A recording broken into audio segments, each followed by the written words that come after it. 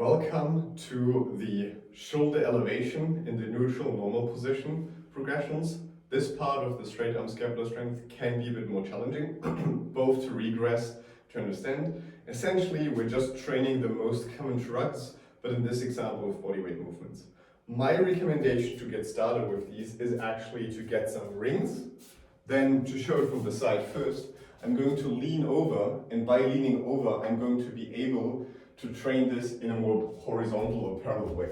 I'm just going to show this first with attaching this gymnastic band just to the bar behind me, so I can show this in the right angle. So essentially what I can do is I can lean forward so I have some tension, and then use my shoulder shrugging to perform this. This is just when this is very, very challenging for you, you can start with this progression. Eventually you walk further forward, essentially like this, training your elevation, giving you a nice angle. And once you're comfortable, you can get into more inverted position, such as this, and train your elevation. We're training this all the time because eventually, once we can do this, we want to get into a position where we're free floating in an inverted position. In the beginning, you can use your feet for assistance. So I have my feet here as assistance, and I can shrug.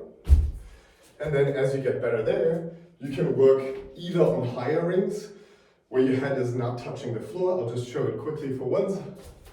Going into this position, training my elevation here. This is oftentimes much harder to get into, and I know that for many this can be scary. So for that reason, I showed you all of the regressions. We have separate videos for these as well if you want like really dedicated tutorials to dive in there, but we can work from a very upright torso to diagonal one to essentially with foot assistance, getting into the completely inverted one, getting stronger with these different positions, training elevation. I know that most enjoy this more with external weights, as this is the more common way. So you're always welcome to just use the external weights, but I still wanted to give you these options because inverted hang is an amazing tool to train this with a lot of focus on rounding or extending the spine. It's an amazing feat of upper body strength to have this, and it can be a cool foundation to improve your core control for handstanding.